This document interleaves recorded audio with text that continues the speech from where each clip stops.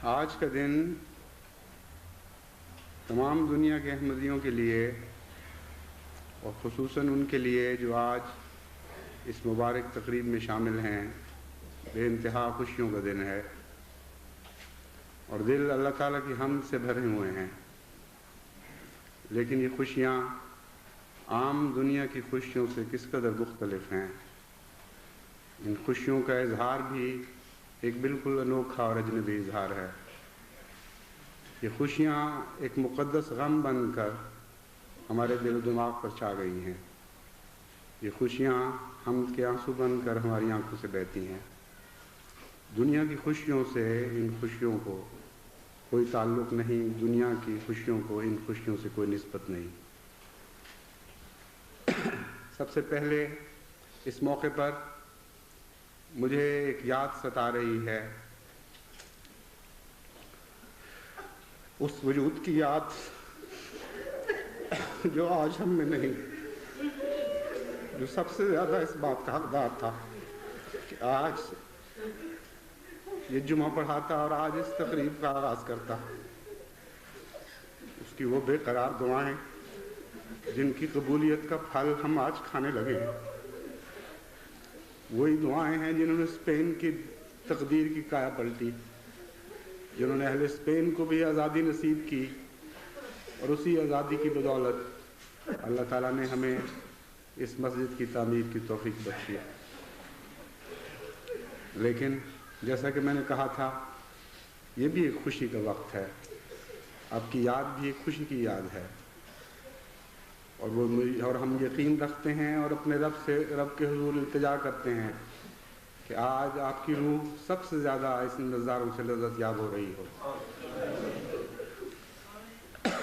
مسجدوں کی تعمیر ایک بہت ہی مقدس فریضہ ہے، لیکن جو مسجدیں ہم بنا رہے ہیں یہ کوئی ایسا واقعہ نہیں جیسا کہ عام طور پر دنیا میں ہوتا ہے۔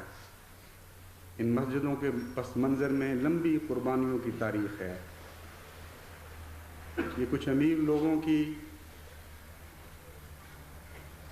وقتی کوشش یا جذباتی قربانی کا نتیجہ نہیں، کچھ ایسے لوگوں کی جن کو خدا نے زیادہ دولت بخشی ہو اور وہ نہ جانتے ہوں کہ کہاں خرچ کرنی ہے، بلکہ خصوصاً اس مسجد کے پیچھے تو ایک بہت ہی لمبی، گہری، مسلسل قربانیوں کی تاریخ ہے۔ اور اس موقع پر اگر ہم ان کو یاد نہ کریں اور ان لوگوں کے لیے ان لوگوں کو اپنی دعاؤں میں شامل نہ کریں جو اس مسجد کی پس منظر میں خاموشی سے کھڑے انکسار کے ساتھ اپنے رب کے حضور دعا گو کھڑے نظر آ رہے ہیں، تو یہ ناشکری ہوگی۔ میری مراد برادر مکرم کرم الہی صاحب ظفر اور ان کے خاندان کی قربانی سے ہے۔ ایک لمبا عرصہ اس خاندان نے اسپین میں دن رات احمدیت کی خدمت کے لیے سر توڑ کوشش کی۔ ایسے وقتوں میں جب کہ یہاں کی حکومت اتنی تنگ دل اور سخت تھی کہ دوسرے عیسائی فرقوں کو بھی اجازت نہیں تھی کہ وہ یہاں تبلیغ کرتے۔ اس زمانے میں جب کہ کوئی ذریعہ نہیں تھا جماعت کے پاس ان کی مدد کا، مالی حالات کی تنگی بھی تھی اور قوانین کی روک بھی رستے میں حائل تھی، اور ممکن نہیں تھا کہ ان کو سلسلہ کسی قسم کی مدد دے سکتا۔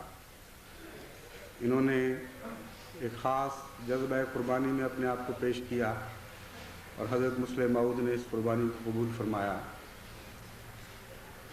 آپ نے قبول فرمایا اور اللہ کی محبت کی نظر نے بھی قبول فرمایا، اور آج اس قربانی ہی کا ایک پھل ہے جو ہم اس کے اس کی شیرینی سے لذت یاب ہو رہے ہیں۔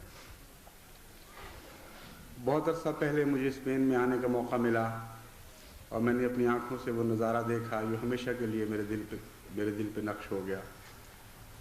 ایک معمولی چھوٹی سی ریڑھی تھی جس پر خود عطر بنا کر وہ عطر بیچ کر اپنا گزارا بھی کرتے تھے اور تبلیغ کا کام بھی کرتے تھے۔ 1957 کی یہ بات ہے مجھے اور برادرم عزیزم میر محمود احمد صاحب کو یہاں آنے کا موقع ملا۔ وہ ایسی ریڑھی تھی جس کو بعض دفعہ رکھنے کی جگہ بھی میسر نہیں آتی تھی، دشمنوں کو پتہ چلتا تھا تو وہ اس کو توڑ جاتے تھے۔ بعض رحم دل دکاندار بعض دفعہ ان کو جگہ دے دیتے تھے، پھر کچھ دیر کے بعد وہ جگہ چھوڑ کر کوئی اور جگہ تلاش کرنی پڑتی تھی۔ طریقِ تبلیغ یہ تھا کہ وہی عطر بیچ کر اپنا گزارا بھی کرتے تھے اور اس کے سے بچی ہوئی رقم اپنے خرچ سے وہ لٹریچر کے لیے پیش کیا کرتے تھے۔ ایسے وقت بھی آئے جب کہ ان کے گھر پر بھی حملے ہوئے۔ وہ جو بورڈ لگا ہوا تھا اس کے اوپر پتھروں کے نشان ہم نے خود دیکھے۔ چھپ چھپ کر اصحاب کہف کی طرح وہ ابتدائی احمدی جنہوں نے ان مخالفانہ حالات میں احمدیت کو اور اسلام کو قبول کیا، وہ اکٹھے ہوا کرتے تھے۔ دشمن مخبری کرتے تھے تو لوگ حملہ کر کے آتے تھے اور وہ بڑی مصیبت اور بڑی مشکل سے اپنی عزتیں اور جانیں بچاتے تھے۔ عطر کے ساتھ انہوں نے ایک چھوٹا سا اسپرے پمپ رکھا ہوا تھا۔ جب ہم وہاں پہنچے تو انہوں نے ہمیں بتایا کہ دیکھو اس طرح تبلیغ کرتا ہوں۔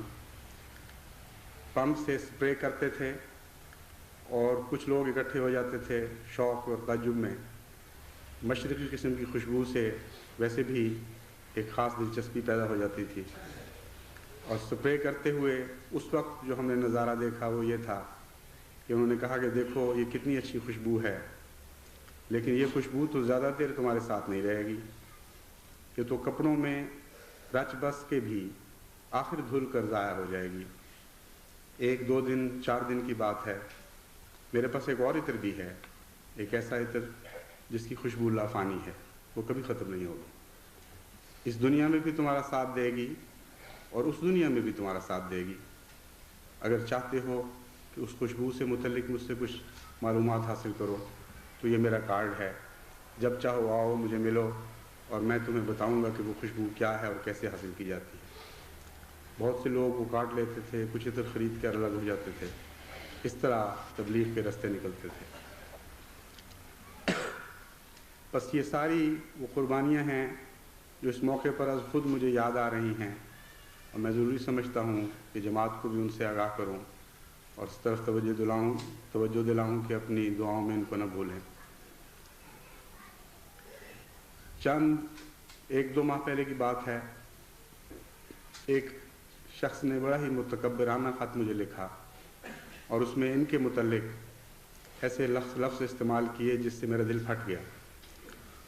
اس کو اپنے علم کا ذوم تھا، اس کو خیال تھا کہ ان کا علم کچھ نہیں، اس کو اپنی شکل و صورت کا ذوم تھا اور خیال تھا کہ اس کے مقابل پر ان کی شکل و صورت کچھ نہیں۔ لیکن بعض ایسے بھی ہوتے ہیں جو دنیا کی نظر میں کوئی حقیقت نہیں رکھتے، لیکن اللہ کے پیار اور محبت کی نظریں ان پہ پڑتی ہیں۔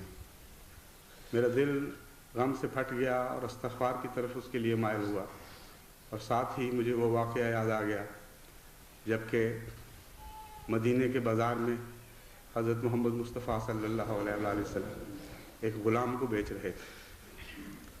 وہ ایسا غلام تھا جس کے کپڑوں میں سے بدبو آتی تھی، دن بھر کی محنت اور مشقت سے پسینے سے شرابور اور آلودہ لباس میں وہ ملبوس تھا۔ انسان اس کی بدصورتی کی وجہ سے اس سے نفرت کرتے تھے، کوئی اس کو اپنی لڑکی دینے کے لیے تیار نہیں تھا۔ حضرت صلی اللہ علیہ وآلہ وسلم کا وہاں سے گزر ہوا، آپ نے اپنی الہی بصیرت سے اس کی دل کی کیفیت کو بھانپ لیا اور پیچھے سے جا کر پیار سے اس کی آنکھوں پر ہاتھ رکھ لیے، جس طرح بعض دفعہ مائیں بچوں کی آنکھوں پر ہاتھ رکھتی ہیں اور پوچھتی ہیں کہ بتاؤ میں کون ہوں۔ وہ جانتا تھا اور یقیناً جانتا تھا کہ محمد مصطفیٰ صلی اللہ علیہ وآلہ وسلم کے سوا کوئی ایسا حسین اخلاق کا مالک نہیں جو مجھ سے ایسے پیار کا اظہار کرے، لیکن اس کی زندگی میں ایک ایسا عجیب موقع تھا کہ وہ اس کو ضائع نہیں ہونے دینا چاہتا تھا۔ جان بوجھ کر پہچاننے کے باوجود اپنے جسم کو حضور اکرم کے جسم سے رگڑنا شروع کیا، اپنے ہاتھوں کو آپ کے جسم کے زیرو بم پہ پھیرنا شروع کیا، اور بہت ہی پیار کا اظہار، جس طرح بعض دفعہ بلی آپ نے دیکھا ہے لحاف میں گھس کر پیار کرتی ہے اور اپنے بدن کو رگڑتی ہے انسان کے ساتھ، اس طرح اس نے اظہار محبت شروع کر دیا۔ پھر جب حضور نے پوچھا بتاؤ میں کون ہوں، اس نے کہا یا رسول اللہ آپ کے سوا ہو کون سکتا ہے، آپ ہی تو ہیں۔ تب حضور صلی اللہ علیہ وآلہ وسلم نے فرمایا میں غلام بیچتا ہوں، ہے کوئی لینے والا؟ اس نے کہا یا رسول اللہ مجھے کون خریدے گا؟ لوگوں کی نفرت کی نگاہیں مجھ پر پڑتی ہیں اور شدت نفرت سے لوٹ جاتی ہیں واپس دیکھنے والے کی طرف، مجھ پہ ٹھہر نہیں سکتی، مجھے کون خریدے گا؟ آپ نے فرمایا نہیں، تمہارا ایک گاہک ہے، میرا آسمانی آقا، میرا خدا تمہارا گاہک ہے۔ بس بہت سے ایسے بھی ہوتے ہیں جو دنیا کی نظر میں کوئی حیثیت نہیں رکھتے، دنیا کی نگاہیں حقارت سے ان کو دیکھتی ہیں، تزدری اعینہم، جیسا کہ قرآن کریم فرماتا ہے، لیکن جنہوں نے اپنا سب کچھ خدا کے لیے پیش کر دیا ہو، اللہ کے پیار کی نگاہیں پڑا کرتی ہیں۔ بس ہمیں دعا کرنی چاہیے کہ اللہ کے پیار کی نگاہیں ان سب قربانی کرنے والوں کے دل پر پڑیں، ان کے چہروں پر پڑیں، ان کے جسم کو سے مس کریں، جنہوں نے کسی نہ کسی رنگ میں اسپین میں تبلیغ کی راہ میں قربانیاں پیش کی ہیں۔ ان کی اولاد بھی ساری اسی رنگ میں رنگی ہوئی ہے خدا کے فضل سے، انتہائی انکسار کے ساتھ خدا کی راہ میں مٹی ہو کر انہوں نے خدمت کی۔ بیٹے کیا اور بیٹیاں کیا، ماں کیا اور باپ کیا، سارا خاندان لگا ہوا ہے۔ کسی نے ایک لفظ نہیں کہا کہ ہماری اتنی خدمتیں ہیں، ہمیں کیوں نمایاں مقام نہیں دیا گیا، ہم سے کیوں یہ سلوک نہیں کیا گیا۔ یہ وہ جذبہ ہے، یہ وہ روح ہے جو واقفین میں ہونی چاہیے، اور ہمیں دعا کرنی چاہیے کہ اللہ تعالیٰ اس روح کو ہر واقف کے دل میں زندہ کر دے، اور جگہ جگہ بستی بستی ہمیں اس قسم کی روح کے واقفین میسر ہوں، کیونکہ کام بہت ہے اور آدمی تھوڑے ہیں، طاقت بہت کم ہے، مقابل پر دشمنوں کی تعداد کیا اور ان کی مالی قوتیں کیا اور ان کی سیاسی قوتیں کیا، بے انتہا ایسی ناقابل عبور چوٹیاں نظر آتی ہیں پہاڑوں کی، جن کا سر کرنا انسان کے بس میں نظر نہیں آتا۔